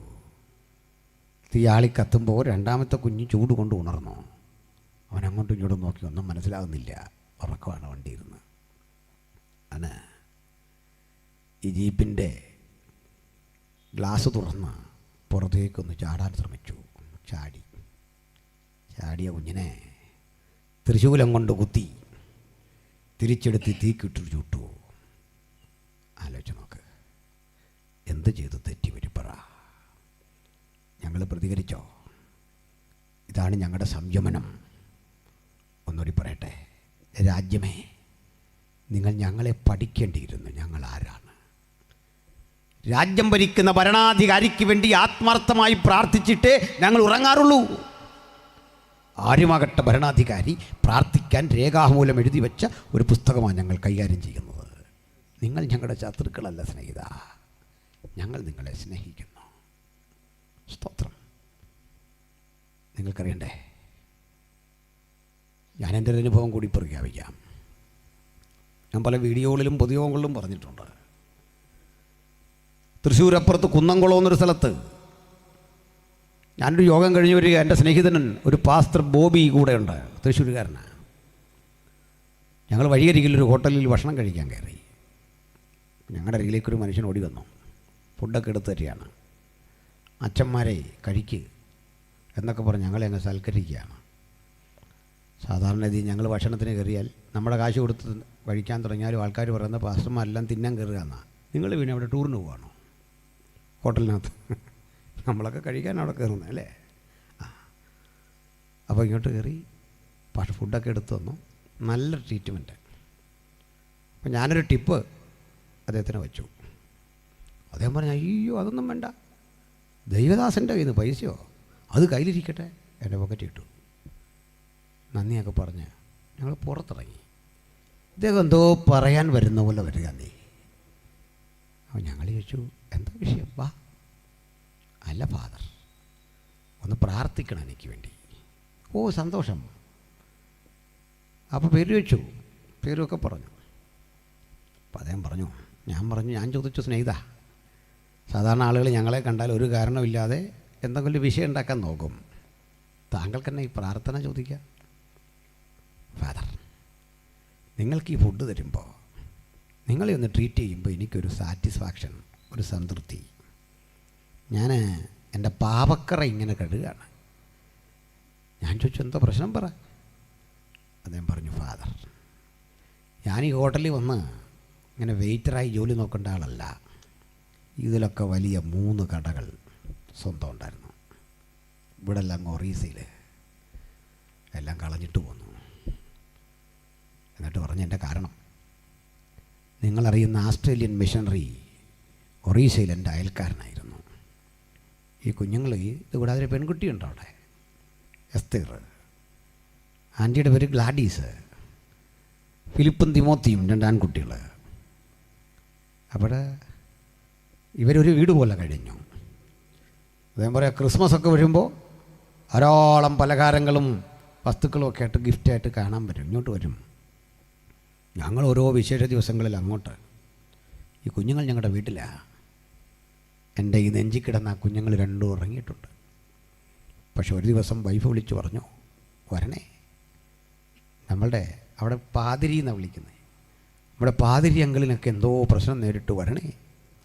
ജോലി നിർത്തി ഓടി ചെല്ലുമ്പോൾ അറിയുന്നത് ഒറീസയുടെ മണ്ണിൽ ഗ്രഹാസ്റ്റെയിൻസിനെ ദാരുണമായി തീവെച്ചു വന്നു. 6 തലയ്ക്കെന്ന എസ്തേർ എന്ന പെൺകുട്ടി കുഞ്ഞനുജന്മാരെ തൊട്ടു മുമ്പിൽ ഇതുപോലെ ജീവച്ച ഒരു ഉമ്മ പോലും കൊടുക്കാൻ കഴിയാതെ ചാരം വാരി ചാക്കിൽ പൊതിഞ്ഞു കെട്ടി അസ്ഥികൂടം ശേഖരിച്ചു കൊണ്ടുവരുമ്പോൾ അമ്മയേക്കാൾ അലമുറ കൂട്ടുന്നത് ആ പെൺകുട്ടിയാവില്ലേ? സഹോദര സ്നേഹം. ആലോചിച്ച് നോക്ക്. ഇദ്ദേഹം ഇങ്ങനെ പറഞ്ഞ് ഞങ്ങൾ 3 ആളുകളും കരഞ്ഞു. ഇവിടെ കൺമുമ്പിൽ ഈ കാഴ്ചയൊക്കെ കണ്ടു. എന്തേ പറയാൻ കാരണം, ഞാനവിടെ നിന്ന് പെരുവഴി ഓരത്തുനിന്ന് അദ്ദേഹത്തിന് വേണ്ടി പ്രാർത്ഥിച്ചപ്പോൾ അദ്ദേഹം പറയുക, ഒരു വലിയ സംതൃപ്തി. പറഞ്ഞ കഥ എന്തിനാണെന്നറിയട്ടെ. രാത്രി കിടന്നുറങ്ങുമ്പോൾ ഫാദർ ഫിലിപ്പും തിമോത്തിയും എൻ്റെ അരികിൽ വന്ന് അങ്കിൾ എന്ന് വിളിക്കുന്ന ശബ്ദം കേട്ട് ഞാൻ ഞെട്ടി ഉണരുകയാണ്. അങ്കിൾ, ആ ശബ്ദം എന്നെ വല്ലാതെ അരട്ടി, മനസ്സിൽ നിന്ന് മാറുന്നില്ല. കിട്ടിയ വിലക്കതൊക്കെ കളഞ്ഞു, നാട്ടിൽ മടങ്ങിയെത്തി. ഈ ഹോട്ടലിൽ ഈ പാത്രം കഴിയും വെയിറ്ററായി ജോലി ചെയ്തും ഞാൻ എൻ്റെ ഭൂതകാലം മറക്കാൻ ശ്രമിക്കുമ്പോൾ കിട്ടുന്ന ചെറിയൊരു സംതൃപ്തിയാണ് നിങ്ങളെപ്പോലുള്ളവരെ കാണുന്നത്. ഇങ്ങനെയും മനുഷ്യരുണ്ടേ, ഇങ്ങനെയും ആളുകളുണ്ടേ. ക്രിസ്ത്യാനിയല്ലെന്നേ, ഇങ്ങനെയും മനുഷ്യരുണ്ടെന്ന് ഓർത്തോണം. അഭിമാന പുരസ്സരം മറ്റൊന്ന് പറയാ. 25 കൊല്ലങ്ങൾ പിന്നിടുമ്പോൾ ഒറീസയിലെ ക്രൈസ്തവ സഭയുടെ സ്ഥിതി എന്താ? ദൈവജനം ആത്മശക്തിയോടെ ആരാധിച്ചു. തകർത്തുന്മൂലനം ചെയ്യാൻ പദ്ധതിയിട്ടെടുത്തൊക്കെ വൻ വടവൃക്ഷമായി അത് വളർന്നു പന്തലിച്ചു. ഇന്ത്യ മഹാരാജ്യത്തിൽ ഏറ്റവും ശക്തമായി യേശുവിനെ പ്രസംഗിക്കുന്ന സഭകൾ ശക്തമായ ഒരു സംസ്ഥാനമായി അത് മാറിയെങ്കിൽ 25 കൊല്ലം മുമ്പ് ചൊരിഞ്ഞ ചോരയ്ക്ക് വിലയുണ്ട് എന്ന് ആത്മാവിൻ്റെ അധികാരത്തോടെ തിരിച്ചറിയുന്ന ദൈവമക്കൾ ഇന്ന് രാത്രി ഇവിടെ ഉണ്ടെങ്കിൽ, പീഡയുടെ നടുവിൽ, വേദനയുടെ നടുവിൽ നമുക്കും വിളിച്ചു പറയാം. അവസാന ശ്വാസത്തിലും ഞങ്ങൾ ഉലകത്തോട് വിളിച്ചു പറയും, യേശു മാത്രം രക്ഷകൻ, യേശു മാത്രം രക്ഷകൻ, യേശു മാത്രം രക്ഷകൻ. ഈ സന്നദ്ധതയുള്ള ചിലരെ കണ്ടുപിടിക്കാനാ ഈ സെൻട്രൽ കൺവെൻഷൻ. ഹല്ലേലൂയ. അല്ല, കടഭാരം മാറി, വേദന മാറി, ഭൂമി കിട്ടി, പുതിയ ബിൽഡിംഗ് വെച്ച് കളഞ്ഞിട്ട് കുറേ പണി നോക്കുന്നു. ഇതൊക്കെ ആർക്ക്? യേശുവിന് വേണം ചിലരെ, ധീരപടയാളികളെ വേണം, എരിഞ്ഞു ശോഭിക്കുന്നവരെ വേണം. കൃത്യതയോടെ മുൻപോട്ട് പോകുന്ന ചില ജീവിതങ്ങളെ യേശുവിന് ആവശ്യമുണ്ട്. ഈ ദേശത്ത് ധൈര്യപുരസ്സരം യേശുവിനെ പ്രസംഗിക്കുന്ന, യേശുവിന് വേണ്ടി ജീവിക്കുന്ന കാലം കഴിഞ്ഞു. ഇനി മരിക്കാൻ നമ്മുടെ തീരുമാനം. സന്തോഷമുണ്ടോ? ഹല്ലേലൂയ. അതിന് കാരണമുണ്ട്. ഏറ്റവും ഒടുവിൽ വടക്കണ്ടിയിൽ വേറൊരു സ്ഥലത്ത് കോട്ടയംകാരനായൊരു ദേവദാസൻ, നമ്മുടെ IPCയുടെ വൈക്കം സെൻറ്ററിലെ ഒരു വിശ്വാസി കൂടിയായൊരു ദേവദാസൻ, സണ്ണി എന്നാണ് അദ്ദേഹത്തിൻ്റെ പേര്. അദ്ദേഹത്തെ ഹാളിൽ കയറി അടിച്ചു, ദാരുണമായി ഉപദ്രവിച്ചു. അടിയുടെ പ്രത്യേകത അറിയണ്ടേ, മുറിവ് വരത്തില്ല. അങ്ങനെ പരിശീലനം കിട്ടിയവരടിയാണ്, അല്ല ചുമ്മാ അടിക്കല്ല. ഇടിച്ചിടിച്ചിടിച്ച് ബോധം കെടുത്തി താഴെ വീണു. ബോധം കെട്ട് കിടക്കുമ്പോൾ മുഖത്ത് വെള്ളം തെളിച്ചു. വായിൽ ഊറി വന്ന ചോരയൊക്കെ ആരോ തുടച്ചു മാറ്റിയപ്പോൾ അദ്ദേഹം ഓർത്തു, ആശ്വസിപ്പിക്കാൻ ചിലരെങ്കിലും ഇവിടെ ഉണ്ടല്ലോ. ആ തുടച്ചു മാറ്റിയവൻ പൊക്കിയെടുത്ത് വീണ്ടും ഇടിച്ചു. ബോധം വരുത്താൻ കാരണം വീണ്ടും ഇടിക്കാനാണ്. മുറിവ് വരാതിടിച്ച് ആന്തരിക അവയവങ്ങൾക്ക് ക്ഷതമേൽപ്പിച്ചു കൊല്ലുക. എന്താ ഞങ്ങൾ ചെയ്ത കുറ്റം? സ്റ്റെയിൻസ് ചെയ്ത കുറ്റം എന്താ? കുഷ്ഠരോഗികൾക്ക് ആഹാരം കൊടുക്കുന്നു, അവരെ സംരക്ഷിക്കുന്നു, അവർക്ക് വേണ്ടി പണിയെടുക്കുന്നു. മദർ തെരേസ ചെയ്യുന്ന കുറ്റമെന്താ? കൊൽക്കത്തയുടെ ചുവന്ന തെരുവീഥികളിൽ അസാൻമാർഗ ജീവിതം നയിച്ചുണ്ടാകുന്ന, അനന്തരഫലമായി ഉണ്ടാകുന്ന കുഞ്ഞുങ്ങൾ, ഈ കുഞ്ഞുങ്ങളെ കൊല്ലാൻ മനസ്സില്ലാതെ ആശുപത്രികൾ എവിടെങ്കിലും വലിച്ചെറിയുന്നു, എവിടെങ്കിലും കൊണ്ടുവെക്കുന്നു.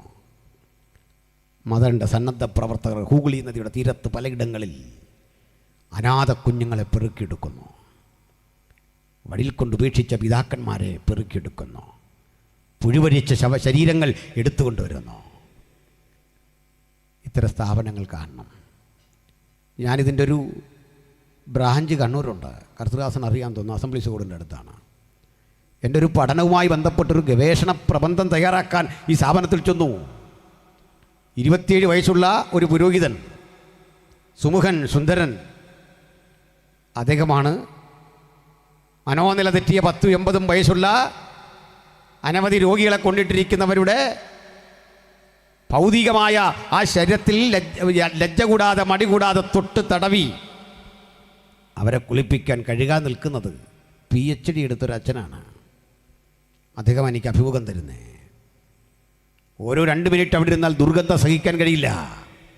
ഈ ബെഡെല്ലാം മാറ്റി കഴുകി അടുത്തടുത്ത് കൊണ്ടുചെല്ലണം. അടുത്ത റൂമിൽ ഇവരെ ആക്കിയിട്ട് ഇവിടം കഴുകും. കുറേ ജീവനക്കാരുണ്ട്, ആർക്കും ശമ്പളമില്ല. എന്തിനാ ഇതൊക്കെ പറഞ്ഞേ? നാളെ ഇതൊക്കെ കയറി ആക്രമിക്കുന്ന നിൻ്റെ മനോനില എന്താ സുഹൃത്തേ? നീ എന്താ ഈ അറിയാതെ ചെയ്തുകൊണ്ടിരിക്കുന്നേ? മനുഷ്യത്വം വേണ്ടേ? സണ്ണി എന്ന് പറയുന്ന ഈ ദേവദാസനെ ഇടിച്ച് മുറിയേൽപ്പിച്ച് ബോധം വരുത്തിയിട്ട് ആ നാവിലൂടെ അദ്ദേഹത്തെ കൊണ്ട് നിർബന്ധ പുരസരം തങ്ങൾ ആരാധിക്കുന്ന ആരാധനമൂർത്തിയുടെ പേര് പറഞ്ഞിട്ട് ജയ് എന്ന് വിളിക്കാൻ പറഞ്ഞു.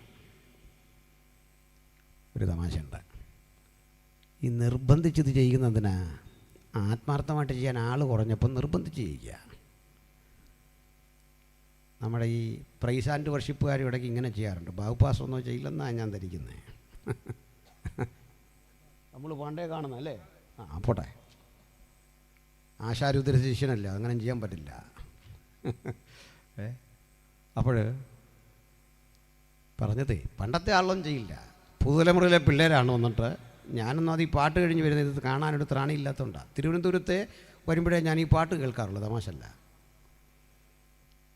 ഞാനുണ്ട് വൈഫിനോടും കുട്ടികളോടൊക്കെ പറയും, ഇവിടെ നിന്നാണ് ഞങ്ങൾ പാട്ടുകാരെ സൗണ്ടും ഒക്കെ വിളിക്കുന്നത്.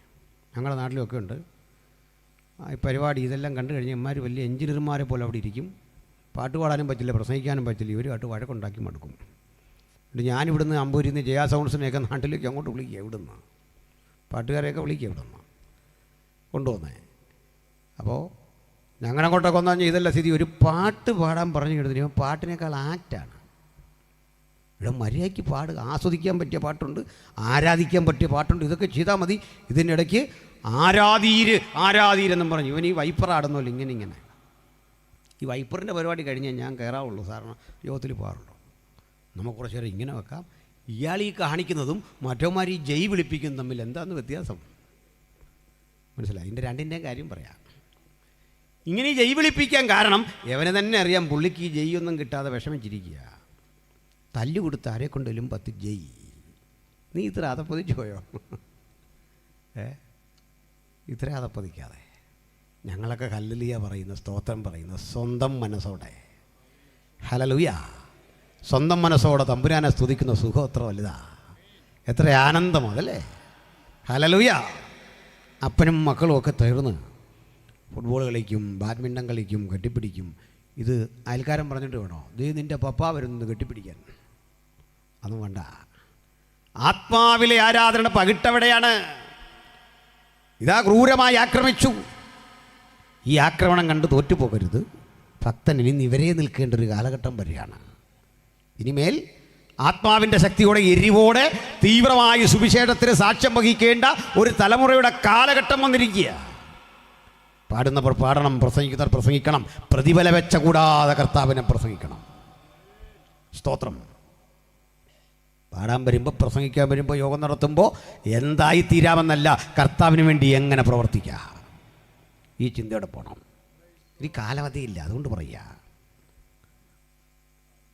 വീണ്ടും ഒരു കാര്യം ഓർമ്മപ്പെടുത്തട്ടെ. സ്തെഫാനോസ് എന്ന മനുഷ്യൻ്റെ പ്രസംഗം കേട്ടു, കൊല്ലാൻ ഉത്തരവിട്ടു. ഏറ് തുടങ്ങി, രൂക്ഷമായ കല്ലുകൾ തലയിൽ വന്ന് പതിച്ചു. ഇതുകൊണ്ടൊരു കാര്യം പറയാം. ഞാൻ മുമ്പൊരിക്കൊരു യോഗത്തിൽ ഹൈറേഞ്ചിലൊരു സ്ഥലത്ത് പ്രസംഗിക്കുകയാണ്. പ്രസംഗിച്ചുകൊണ്ട് നിൽക്കുമ്പോൾ ഈ കള്ളി എത്തിയിട്ട് വന്നൊരുത്തൻ അത് വെട്ടുന്ന ആ സാധനം കൊണ്ട് സ്റ്റേജിലേക്ക് ഓടിഞ്ഞു വന്നു. ഒരൊറ്റ വെട്ടാണ്. ഈ വെട്ട് വന്നപ്പോൾ അങ്ങനെ ഒരു വെട്ടെന്ന് കൊണ്ട് തീരുന്ന സംഗതിയല്ല നമ്മൾ. അത് വേറൊരു കാര്യം. ഞാൻ ആ പുലിപ്പറ്റ ഇങ്ങനെ പിടിച്ചുകൊണ്ട് വന്നു. വെട്ട് കൊണ്ടത് ഈ മൈക്കിനിട്ടാണ്. ഇത് മറിഞ്ഞു വീണു. ഞാൻ നോക്കുമ്പോൾ സകല റൈറ്റ് റെവറൻഡുമാർ ഓടുന്നു സ്റ്റേജിൽ നിന്ന്. Right reverend utter most reverend ഓടുകയാണ്. ഓടിക്കളഞ്ഞു. പാടെ പാട്ട് പാടാൻ വന്നൊരു വെങ്കച്ചവിടിരിപ്പുണ്ട്, പാവം. അതിൻ്റെ ഒരു സ്റ്റുഡൻറ്റ്. അവളിനി എന്നോടുള്ള സ്നേഹം കൊണ്ട് ഓടാൻ ഞാനിരിക്കാം. അവിടെ ഇരിപ്പുണ്ട്. സുലേഖ എന്നാ പേര്, നാട്ടുകാരിയാണ്, പാവം. സുലേഖ ഒഴികെ സകല ആൾക്കാരും ഓടി. സുലേഖ ഇപ്പോഴും കാണുമ്പോൾ പറയും, സാറേ ആ കാര്യം മറക്കാൻ വയ്യ, ഓടിക്കളഞ്ഞു. ഞാൻ പറഞ്ഞു, യേശുവിൻ്റെ നാമത്തിൽ ഇരിയട അവിടെ നിന്ന് പറഞ്ഞു. ആരാണ് നിൻ്റെ വിചാരം? നമ്മളാരാ? നമ്മുടെ അപ്പോയിൻമെൻറ്റ് മുകളിൽ നിന്നേ.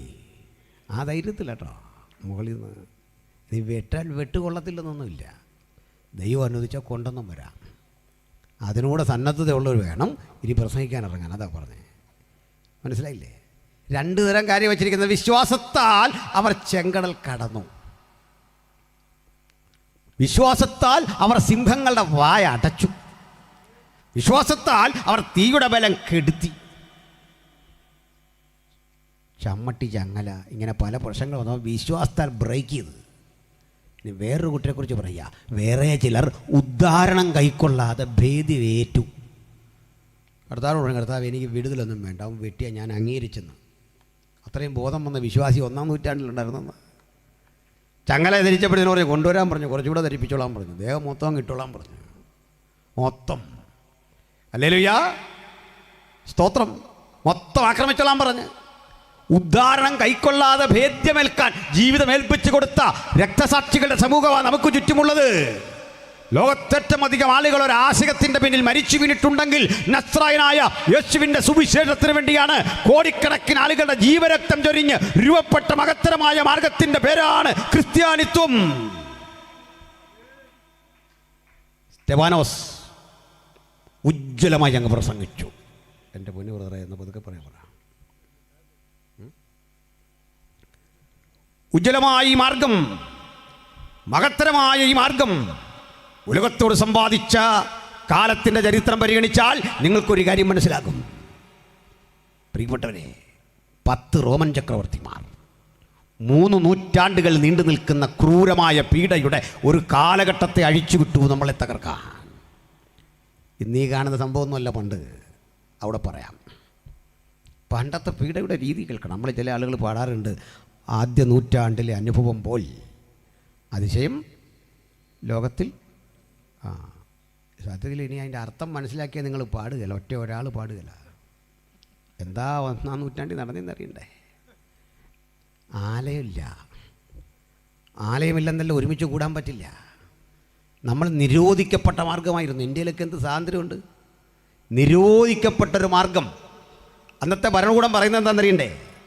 വിഗ്രഹമില്ല, ഇത് മുഴുവൻ കൈകാര്യം ചെയ്യാൻ അംശപടിയോ ആചാരവസ്ത്രമോ ധരിച്ചൊരു പുരോഹിതനില്ല, ജനസാമാന്യങ്ങൾ ഒത്തുകൂടി പാടുന്നു, പ്രാർത്ഥിക്കുന്നു. നിങ്ങൾ ഏത് മതം? 2 പ്രാർത്ഥനാവേളയിൽ ശുശ്രൂഷയോട് ബന്ധപ്പെട്ട് ദൈവദാസൻ പറയും, നിങ്ങൾക്ക് വേണ്ടിയുള്ള എൻ്റെ ശരീരം എൻ്റെ ഓർമ്മയ്ക്കായി ഇത് ഭക്ഷിക്കുവീൻ. കുറ്റം നമ്മുടെ മീതെ ചുമത്തി, നമ്മൾ നരഭോജികളാണെന്ന കുറ്റം ചുമത്തിക്കൊണ്ട് ആളുകളെ ശിക്ഷിച്ചു.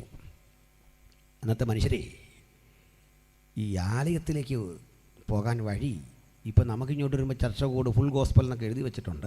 പക്ഷെ പണ്ട് പിടിച്ചാൽ അകത്ത് പോവും. ക്രൂരമാ വീടാ റോമിൽ. അതിലൊരു മത്സ്യത്തിൻ്റെ ചിത്രം ഇങ്ങനെ വരച്ചിട്ടിരിക്കും. നമുക്ക് തങ്ങളറിയാം സംഭവം എന്നുണ്ടെങ്കിൽ കോഡ് ഭാഷയാണ്. മത്സ്യത്തിൻ്റെ തല കാണുമ്പോൾ ഓർത്തു കൊള്ളണം, ഒരാരോ പോലെയാണ്. മത്സ്യത്തിൻ്റെ പിൻഭാഗം അങ്ങനെയാണല്ലോ, ഒരാരോ പോലെ. ഇതുവഴി പോയാൽ ഒരു ചർച്ച ഉണ്ടെന്ന്. ഇങ്ങനെയാണ് ഈ പടം ചുമ്മാ പാറയിലൊക്കെ കുത്തിയിടും. നമ്മുടെ ആളുകൾ ഇങ്ങനെ പോയി പോയി പോയി പോയി വലിയ മലമുകളിലൊക്കെ ചെല്ലുമ്പോൾ അവിടെ ഗുഹകൾക്കുള്ളിലാണ് ചർച്ച്. വലിയ ഗുഹയുണ്ട് അവിടെ. ആ ഗുഹകൾക്കുള്ളിൽ അത് ശവകുടീരം കൂടിയാണ്. ആ ഗുഹയുടെ ഭിത്തി ഇങ്ങനെ ചതുരത്തിൽ തുരന്നിട്ട് ഇതിനകത്ത് ആ ബോഡി വെക്കുന്ന പഴയ സെല്ല് അങ്ങനെയാണ് അടച്ചിട്ട് പോരുകയാണ്. ഇവിടേക്ക് ഒരു മനുഷ്യനും വരികയില്ല, പേടി കാരണം ആരും വരികയില്ല. ശവത്തെ അടക്കിയൊക്കെയല്ലേ. പണ്ടും ഈ ശവകുടീരങ്ങളെ മനുഷ്യന് പേടിയാണ്. ഇവിടേക്ക് അങ്ങനെ പെട്ടെന്ന് വരാത്തതുകൊണ്ട് ഇതിനകത്ത് കയറി ഈ കുറ്റാക്കുറ്റിരുട്ടത്ത് പ്രാർത്ഥിക്കും. അപ്പോൾ വിശുദ്ധ ലിഖിതങ്ങൾ വായിക്കാൻ വെളിച്ചം വേണം. അതിനെ മെഴുതിരി കരുതുന്നത്. അങ്ങനെ ആ പള്ളിയിൽ മെഴുതിരി കത്തിക്കുന്ന ഏർപ്പാടുണ്ടായത്. അതിപ്പോൾ പട്ടാപ്പകലും വന്ന് കിൻഡൽ കണക്കിന് കത്തിക്കുക. ഇതുണ്ടായത് ഗുഹയ്ക്കകത്തിരുന്ന് ഇത് വായിക്കാൻ, തിരുവെഴുത്ത് വായിക്കാൻ, സങ്കീർത്തനം വായിക്കാൻ ഇതങ്ങോട്ട് വായിക്കും. അങ്ങോട്ട് വരുമ്പോഴേ ഒരു കോഡ് ഭാഷയല്ല തിരിച്ചറിയുന്നത്. ഒരു തങ്ങളി പറയും മാറാനാഥ, കേട്ടവൻ പറയും അനാഥമാ. അർത്ഥം നമ്മുടെ കർത്താവ് വരാറായി എന്നൊരാൾ. അടുത്ത ആളുടെ പ്രതികരണം എങ്ങനെ? നമ്മുടെ കർത്താവിനെ സ്നേഹിക്കാത്തവൻ ശപിക്കപ്പെട്ടവൻ. ഇപ്പം മനസ്സിലായി നമ്മുടെ ആളാ. അവ വിളിച്ചുകൊണ്ട് വരും, പാട്ടുമൊക്കെ തുടങ്ങും. പുരോഹിതൻ ഇതൊക്കെ വായിച്ചിട്ട് സങ്കീർത്തനമൊക്കെ വായിച്ചൊരു ആശ്വാസവചനമൊക്കെ പറയും. എൻ്റെ ഹൃദയം ഉറച്ചിരിക്കുന്നു, അതേ എൻ്റെ ഹൃദയം ഉറച്ചിരിക്കുന്നു. ഉറപ്പിൻ്റെ ആലോചന അങ്ങോട്ട് കൊടുത്തു കഴിയുമ്പോൾ കരച്ചിലും ആ ഏങ്ങലടിയൊക്കെ കഴിഞ്ഞു. പറയും ശരി, പ്രാർത്ഥന വിഷയങ്ങളുണ്ടെങ്കിൽ പറയാം. ഒരു സഹോദരി ഇരുന്നിട്ട് പറയും, എനിക്ക് സ്തോത്രത്തിനും പ്രാർത്ഥനയ്ക്കൊരു വിഷയമുണ്ട്. എന്താ അത്? കഴിഞ്ഞ ആഴ്ച എൻ്റെ കൂടെ വന്ന എൻ്റെ പ്രിയപ്പെട്ടവൻ ഇന്ന് എൻ്റെ കൂടെ ഇല്ല. എൻ്റെ കാരണം ഞങ്ങൾ യേശുവിനെ ആരാധിക്കുന്നവരെന്നറിഞ്ഞ് ഞങ്ങളുടെ മുമ്പിൽ വെച്ച് അദ്ദേഹത്തെ അടിച്ച് വലിച്ചിഴച്ച് വിചാരണയ്ക്ക് കൊണ്ടുപോയി. എവിടെയാണെന്ന് പോലൊരു പിടിയില്ല. ആരോട് ചോദിക്കാൻ, ആരറിയാൻ? ദുഃഖിതയായി ഒരാഴ്ച കഴിഞ്ഞപ്പോൾ എനിക്ക് ആകെ ഉള്ളത് നിങ്ങളെ കണ്ടെന്ന് പറയാൻ വരുമ്പോൾ ഇന്നത്തെ വചനമൊക്കെ കേട്ടപ്പോൾ എൻ്റെ വിഷമം അങ്ങ് മാറി. അദ്ദേഹത്തെ ഇവിടെ വച്ചല്ലെങ്കിൽ ഞാൻ നിത്യതയിൽ കണ്ടുമുട്ടുമെന്ന പ്രതീക്ഷ അവരങ്ങോട്ട് പങ്കിടും. സഭ ഉണർന്നൊരു പ്രാർത്ഥനയാണ്. പ്രാർത്ഥനയ്ക്കകത്ത് 2 രീതി കാണും.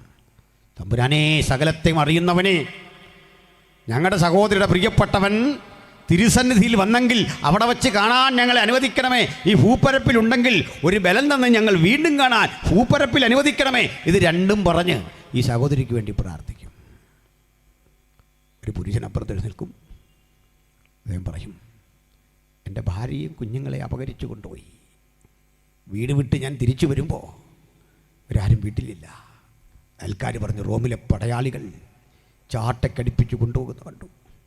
ഒക്കത്തിരിക്കുന്ന കുഞ്ഞിനെ വലിച്ച് താഴെ ഇട്ടിട്ട് സ്ത്രീകളെ വലിച്ചിഴച്ചു കൊണ്ടുപോകുന്ന കിരാത ഭ്രാന്തന്മാർ. കുറ്റം ഇത്രേ ഉള്ളൂ, നമ്മൾ വിശ്വാസികളാണ്, വേറെ കുറ്റമൊന്നുമില്ല.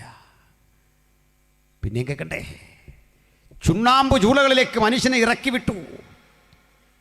ധാന്യമണി കൊടുക്കാതെ വളർത്തുന്ന എലികളുണ്ട്. എന്ന് വെച്ചാൽ സ്ഥിരം അങ്ങനെ വളർത്തുമെന്നല്ല, പട്ടിണിക്കിടുക എലികളെ, ഒരുതരം വെള്ള എലികൾ. ഈ എലികളെ മൺകുടത്തിൽ അടച്ചിട്ട് മനുഷ്യൻ്റെ വയറോട് ചേർത്ത് വെച്ച് കെട്ടും. 1-2 ആഴ്ച ജലപാനമില്ലാതെ ധാന്യമണി കിട്ടാതെ വിഷമിച്ചിരിക്കുന്ന എലികൾ മനുഷ്യ ശരീരം ആന്തിക്കീറി അള്ളിപ്പറിച്ച് കടിച്ചു മുറിച്ച് ശരീരത്തിനകത്തേക്ക് പ്രവേശിക്കും.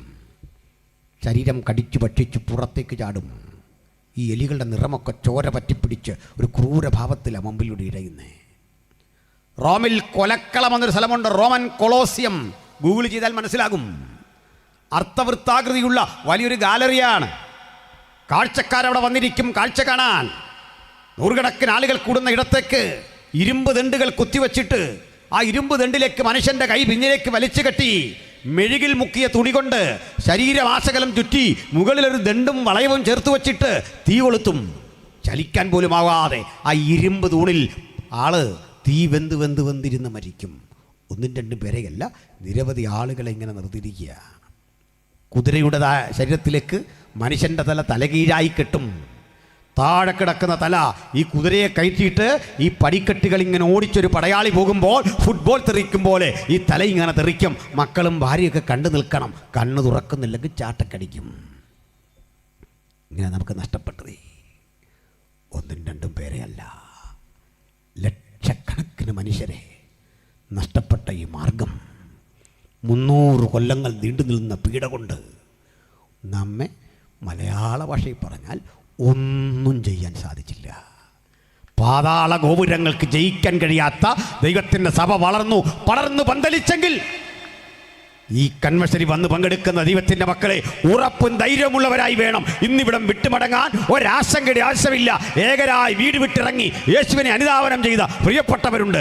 ഭാവി എന്താകുമെന്ന് വെല്ലുവിളിച്ചവരുടെ സ്ഥാനത്ത് അന്തസ്സോടെ ആത്മാർത്ഥതയോടെ വിലയും നിലയും തന്ന് നിങ്ങളെ ദേശത്ത് നിലനിർത്തിയ മഹാദൈവം ഇന്നും നമ്മുടെ കൂടെയുണ്ട്. വിളിച്ച ദൈവം വിശ്വസ്തൻ, അവൻ നിങ്ങളെ അവസാനത്തോളം വഴി നടത്താൻ ശക്തൻ എന്ന വചനം ജീവിതത്തിൽ ആപ്തവാക്യമായി മാറിയ ജനാവലിയുടെ ശബ്ദം എനിക്കിന്ന് രാത്രി കേൾക്കാം. പറഞ്ഞ് അവസാനിപ്പിക്കട്ടെ. നമുക്ക് മനസ്സിലാക്കാൻ കഴിയുന്നു, സ്തഫാനോസ് അങ്ങോട്ട് കൊണ്ടു. കൊണ്ടങ്ങോട്ട് വീഴുമ്പോൾ വേദനയുണ്ടോ എന്ന് ചോദിച്ചാൽ ഉണ്ട്.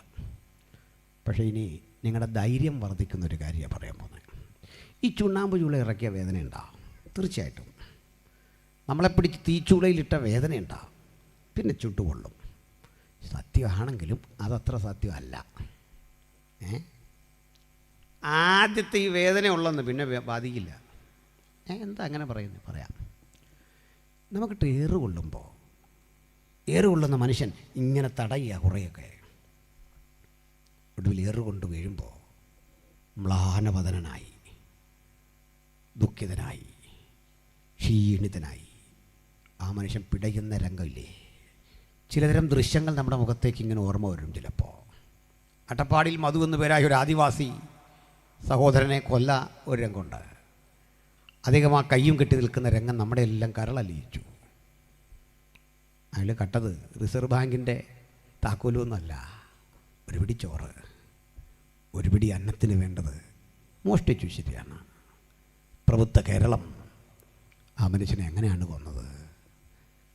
ഹീനമായ ആ രംഗം കണ്ടാൽ അദ്ദേഹത്തിൻ്റെ മുഖം നമ്മളെ ഇന്നും ഭയപ്പെടുത്തിക്കൊണ്ടിരിക്കുന്നു. വിശപ്പിൻ്റെ വിളി.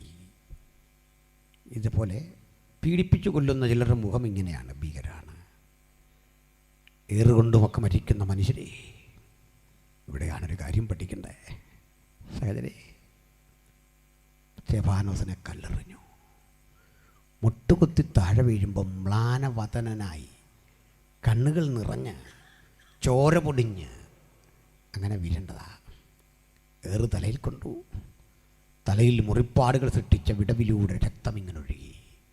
ശരീരം രക്തത്തിലേക്ക് ഇങ്ങനെ കുളിക്കുമ്പോഴും വചനം പറയാ, അവൻ്റെ മുഖം ഒരു ദൈവദൂതനെ പോലെ പ്രകാശിച്ചു. ഇന്ന് രാത്രി വ്യാപരിക്കുന്ന പരിശുദ്ധാത്മ സാന്നിധ്യം ഈ ചൈതന്യത്തോടെ ഏറ്റെടുക്കാൻ വചനം കേൾക്കുന്നവർ കത്തിന് തൻ കൃപ തരട്ടെ എന്ന് ഞാൻ പ്രാർത്ഥിക്കുന്നു. പീഡ വരുമ്പോൾ, ആക്രമണം വരുമ്പോൾ, മുറിവേൽക്കുമ്പോൾ, ചോര ചൊരിയുമ്പോൾ പ്രാർത്ഥിക്കാം, തമ്പുരാനെ ഈ മുഖശോഭ നഷ്ടപ്പെടുത്താതെ, ഈ സന്തോഷം നഷ്ടപ്പെടുത്താതെ നിനക്ക് വേണ്ടി പൊരുതി മരിക്കാൻ ഞങ്ങളെ സഹായിക്കണമേ. സ്തോത്രം. ഒന്ന് തീരുമാനിച്ചു പോകണം. ഒരു നിർബന്ധത്തിനും വഴങ്ങി ഞാൻ ഈ നാവിലൂടെ മറ്റൊരു ശബ്ദമെടുക്കില്ല. അവസാന നിമിഷവും പറയും, അങ്ങ് മാത്രം രക്ഷകൻ, ഉലകത്തിൻ്റെ മുഴുവൻ രക്ഷകൻ അങ്ങ് മാത്രം, അങ്ങയിലൂടെ മാത്രം രക്ഷ. അതിനെനിക്കൊരു സഹായം നൽകണമേ, എനിക്കതിന് ത്രാണി നൽകണമേ. മരണത്തിൻ്റെ മുമ്പിൽ അടിപതറാത്ത തേജസ്സേറിയ സുവിശേഷത്തിൻ്റെ ശുഷ്കാന്തി അത് ഉണരുന്ന യുവാക്കന്മാർ ഇന്ന് രാത്രി ഇവിടെയുണ്ട്. അവരെ കണ്ടുപിടിക്കാനാ ഞങ്ങൾ ഈ യോഗം വച്ചിരിക്കുന്നത്. സ്തോത്രം. ഏറുണ്ടോ? മുഖം ദൈവദൂതനെ പോലെ ശോഭിച്ചപ്പോൾ വിളിച്ചൊരു പ്രഖ്യാപനം എന്താണെന്നറിയണ്ടേ? കർത്താവേ, ഈ പാപം ഇവരുടെ മേൽ നിർത്തരുതെന്ന്. ഞങ്ങളുടെ പ്രാർത്ഥന എങ്ങനെയാന്ന് ഉപദ്രവിച്ചോട് വല്ലവണ്ണ കൊണ്ടോ? ഈ ഗ്രഹാം സ്റ്റേഴ്സിൻ്റെ വൈഫ് ഗ്ലാഡീസ് ആൻറ്റി അവരുടെ മുമ്പിലേക്ക് ഈ കൊല ചെയ്ത മനുഷ്യനെ കൊണ്ടുവന്നു, ദാരാസിംഗ്. അവരുടെ മുഖത്തേക്ക് നോക്കിയിട്ട് ഗ്ലാഡീസ് സ്റ്റെയിൻസ് ചിരിച്ചുകൊണ്ട് പറഞ്ഞു, ക്രിസ്തുയേശുവിൻ്റെ കൃപ നിന്നോട് കൂടെ ഇരിക്കട്ടെ മകനെ, ദൈവം നിന്നോട് ക്ഷമിക്കട്ടെ മകനെ. സ്തോത്രം. ഇത് പറയാൻ ആർജവമുള്ള ഒരു സമൂഹം മാത്രമേ ലോകത്തുള്ളൂ. കയ്യിൽ കരവാൾ എന്തിക്കൊണ്ട് അടുത്തു വരുന്നവനും പടവാളോങ്ങി മുമ്പിൽ വരുന്നവനും കരങ്ങളുയർത്തി ആശംസയർപ്പിക്കുന്ന ഒരുവനെ ഉലകം കണ്ടിട്ടുള്ളൂ. അവൻ്റെ പേരാണ് കർത്താവായ യേശുക്രിസ്തു. ആക്രമിക്കാൻ അടുത്തു വരുന്നവനും സ്വന്തം ശരീരം നീട്ടിക്കൊടുത്ത് മുൾക്കിരീടം കൊണ്ടുവരുന്നവനും തല മുമ്പോട്ട് കൊടുത്ത് തൻ്റെ മീതെ കുരിശർപ്പിക്കാൻ കടന്നു വരുന്നവൻ്റെ മുമ്പിൽ കരങ്ങൾ നീട്ടിക്കൊടുത്ത് അഭിമാന പുരസരം ശിക്ഷ കെട്ടുവാങ്ങിയ ആ മഹാഗുരുവിനെ ഈ രാത്രി കർത്താവും രക്ഷിതാവുമായി ഉയർത്തിക്കാട്ടി ഉലകത്തോട് ഞങ്ങൾ വിളിച്ചു പറയട്ടെ, മറ്റൊരു വല്യം രക്ഷയില്ല. നാം രക്ഷിക്കപ്പെടുവാൻ ആകാശത്തിന് കീഴിൽ മനുഷ്യരുടെ ഇടയിൽ നൽകപ്പെട്ട അതുല്യനാമം യേശുക്രിസ്തുവിൻ്റെ തിരുനാമം. സ്തോത്രം. ഈ കിടപ്പിൽ സ്തെഫാനോസ് പറയാണ്, ഒരു കാഴ്ചയുടെ ദൃശ്യം. ഏറുകൊണ്ട് വീണവൻ പറയാ, ഇതാ സ്വർഗം തുറന്നിരിക്കുന്നു. സ്വർഗം തുറന്നെങ്കിൽ പിന്നെ ഏറുകൊള്ളാൻ എന്താ മടി? നമുക്കും പറയാം, തമ്പുരാനെ, ഇത്തരമൊരു കാഴ്ച അടിയന് വേണ്ടി കരുതി വെച്ചിട്ടുണ്ടെങ്കിൽ ഏത് പീഡ വന്നാലും പിന്നെന്ത്? ഈ കാഴ്ചയുടെ ഉറപ്പാ, സഹനത്തിൻ്റെ ഉറപ്പ്. സ്വർഗം തുറന്നിരിക്കുന്നതും പിതാവിൻ്റെ മഹിമയുടെ വലതുഭാഗത്ത് ദൈവത്തിൻ്റെ പുത്രൻ ഇരിക്കുന്നതും ഞാൻ കാണുന്നു. ദൈവപുത്രൻ ഇരുന്ന സ്ഥലം മനസ്സിലായോ? പിതാവിൻ്റെ മഹിമയുടെ വലതുഭാഗത്ത്. എന്തിനാ അവിടെ ഇരിക്കുന്നത്? പറയാം. ഈ ലോകത്തിൻ്റെ വലത്തുഭാഗത്തെ ന്യായാധിപ കോടതിയിലെ സ്തെഫാനോസിന് വേണ്ടി സംസാരിക്കാൻ ഒരുത്തനെയും കാണാതെ പോയപ്പോൾ പരമാധികാരിയുടെ തൊട്ടരികിൽ മഹിമയുടെ വലത്തുഭാഗത്ത് യേശുവിരിക്കുന്നു. ഈ രാത്രി അവനോട് പ്രാർത്ഥിച്ചാട്ടെ, സങ്കടങ്ങൾ പങ്കിട്ടാട്ടെ, വേദനകൾ അവിടെ ഇറക്കി വെച്ചാട്ടെ. എന്താ അതിൻ്റെ അവസാനത്തെ ആഗ്രഹമെന്ന് ചോദിക്കാതെ തന്നെ സ്തെഫാനോസ് പറയുക, ഈ പാപം ഇവരോട് ക്ഷമിക്കണം. കർത്താവ് ക്ഷമിച്ചു.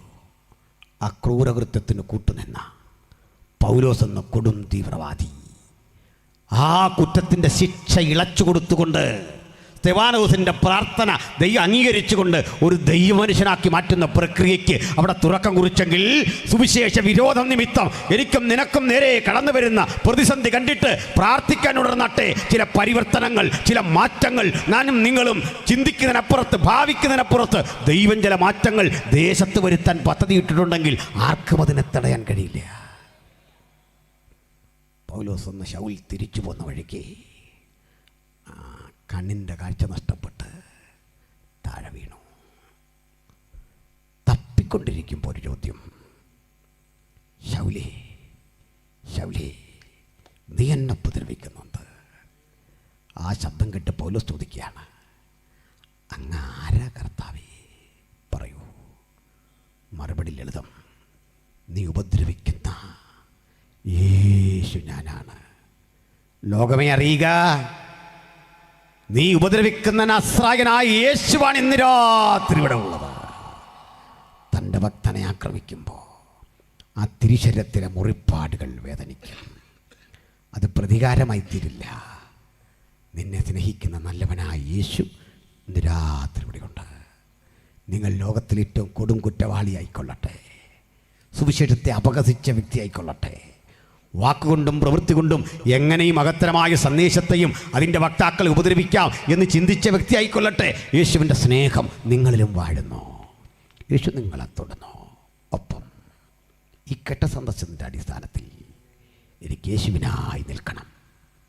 ഏത് പ്രായമായിക്കൊള്ളട്ടെ, ഏത് സാഹചര്യമായിക്കൊള്ളട്ടെ, ഏതവസ്ഥയുമായിക്കൊള്ളട്ടെ, എനിക്കെൻ്റെ യേശുവിനെ പ്രസംഗിക്കണം, യേശുവിനെ സാക്ഷീകരിക്കണം, യേശുവിൻ്റെ മകളാകണം. മൂർച്ചയേറിയ അനുഭവത്തിൽ യേശുവിനെ ശുശ്രൂഷിക്കണം. പ്രസംഗിച്ച് പ്രസംഗിച്ച് ഇഹലോകം വിട്ടു പോകണം. പാടി പാടി പാടി യേശുവിന് വേണ്ടി പാടി എൻ്റെ ജീവിതം അവസാനിപ്പിക്കാൻ ആഗ്രഹിക്കുന്നു. തമ്പുരാനെ, എനിക്ക് നിനക്കായി ജീവിക്കാൻ ഒരു പുനഃസമർപ്പണം ചെയ്യുന്നു. ആർക്ക് പറയാം? ആർക്ക് സമർപ്പണം ചെയ്യാം?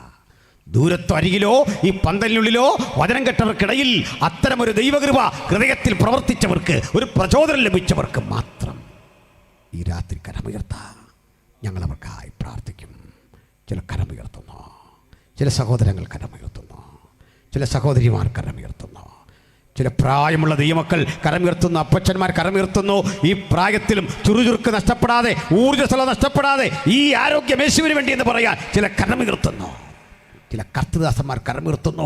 ഒന്ന് മനസ്സിലാക്കിക്കൊള്ളണം, നിങ്ങളുടെ പ്രസംഗത്തിൻ്റെ ഭാഷ മാറുന്നു, രീതി മാറുന്നു, നിറം മാറുന്നു. അതിൻ്റെ മുനകൾ 1000 ഇടങ്ങളിലേക്ക് തറയ്ക്കും വിധം രാജാവിൻ്റെ ശത്രുക്കളുടെ നെഞ്ചത്ത് തറയ്ക്കുന്ന ക്രൂരമായ അസ്ത്രങ്ങളായി, ആയോധനകലയുടെ സവിശേഷമായ ദൈവിക ഇടപെടലായി അതിനെയൊക്കെ മാറ്റിയെടുക്കാൻ ഈ രാത്രി പോര് വിരലുകളെ, കൈകളെ അഭ്യസിപ്പിക്കുന്ന, താമ്രജാപം കുലയ്ക്കുന്ന മഹാദൈവം നമ്മുടെ മധ്യത്തിലുണ്ട്. ഞാനൊരു വാക്കിൽ പ്രാർത്ഥിക്കുന്നു.